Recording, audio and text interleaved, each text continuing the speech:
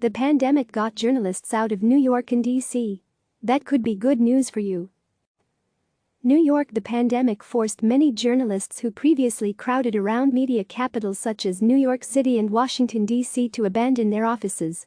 Some worked from home, while others fled their congested cities to work and ride out the crisis elsewhere. Newsrooms quickly transitioned to remote work by adopting new tools such as Zoom. But ProPublica, a nonprofit news organization based in New York City, was already quite familiar with Zoom. With journalists scattered across the country, in Baltimore, Boston, Fort Worth, Pittsburgh, and Seattle, to name a few, the newsroom had used the video conferencing software for years for internal meetings. So when the pandemic hit, not too much changed in how the Pulitzer Prize-winning newsroom operated. On top of that, editors at ProPublica were already well versed on the upsides of employing a staff that is distributed across the country. A distributed workforce has some challenges, to be sure, but also significant benefits. One is that, as a national news organization, it really does help provide a more national and varied perspective, ProPublica President Richard Toffel told CNN Business. ProPublica's distributed newsroom has produced long-form journalism focused on local issues. Alec McGillis, who is based in Baltimore, analyzed the city's rise of violent crime and peace, titled The Tragedy of Baltimore. Ken Armstrong, who is based in Seattle, recently reported that 33,000 fans attended a soccer game against health officials' recommendations. Between the coasts, coastal media bubbles have often been blamed for the lack of diverse voices and content in journalism. Tom Truinard, co-founder and chief operating officer of digital journalism consultancy FAFM, wrote about this recently in a column for Neiman Lab in which he advocated for distributed newsrooms even after the pandemic ends. This has vast implications for the type of reporting your newsroom is likely to produce and its relevance to audiences, Truinard wrote. Operating as a distributed newsroom will make your organization more accessible to diverse talents, which can directly benefit your reporting and thus your sustainability. Siobhan O'Connor, vice president of editorial at Medium, told CNN Business that when she joined the company in 2018 she looked to hire journalists who lived in cities other than New York and San Francisco, where Medium has offices. One of the principles that we really embrace at Medium is good ideas can come from anywhere, O'Connor said. I've been in the New York media world for about 20 years now, and it can be pretty Samesies, right?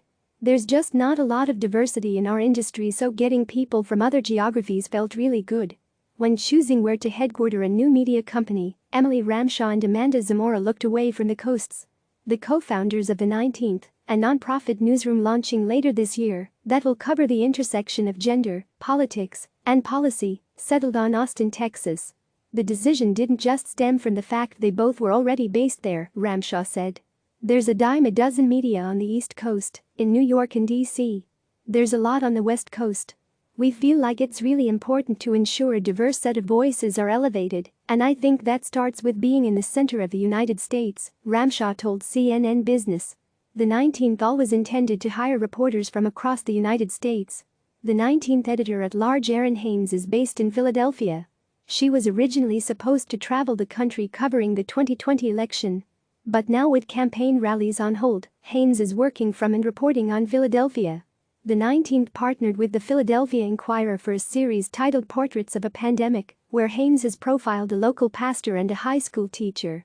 I think it is critically important to us that our journalism and our anecdotes and our storytelling comes out of a really regionally diverse subset of the United States, Ramshaw said.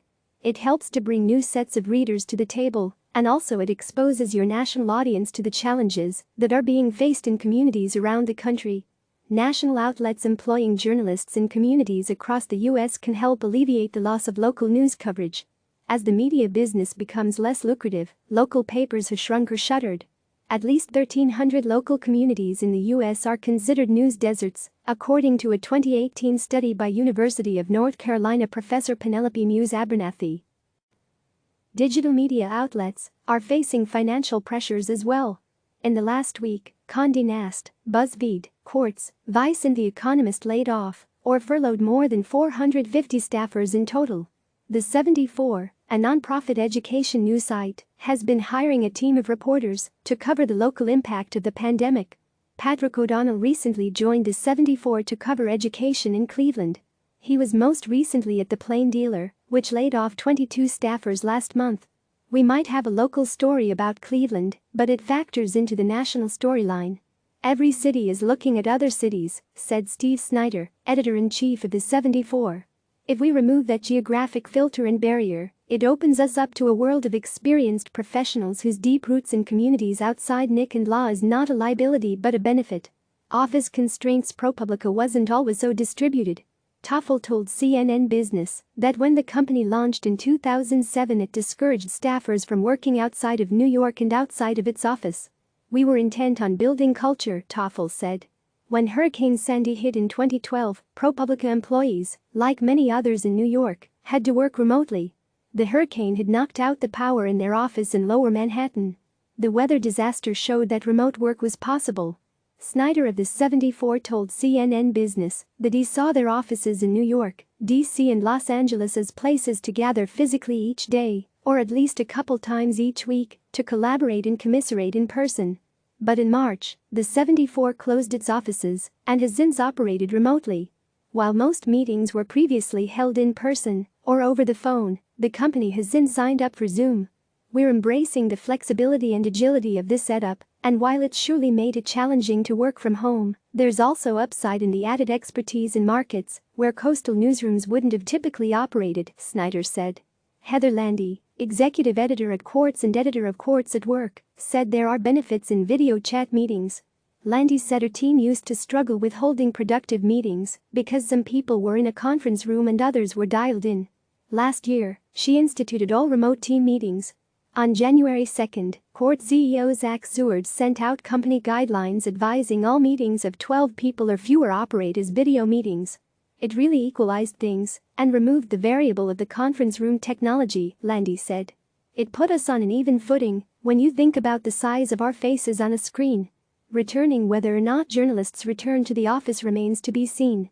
Snyder said his team at the 74 is embracing remote work and removed any geographic preferences for open positions. Ramshaw of the 19th said she planned for Austin to be the home for many of its employees, including the product, technology and revenue teams and some reporters. That idea is now in flux. But O'Connor of Medium said, while she continues to hire outside of New York, she misses her office in the city. I've been working in newsrooms since I was 21, O'Connor said. I just love nothing more than sitting in a room with other creatives batting story ideas. I get a lot of energy from that, and we're doing that on Zoom and on the phone. I just honestly miss the Earl camaraderie. Click subscribe to receive the latest news.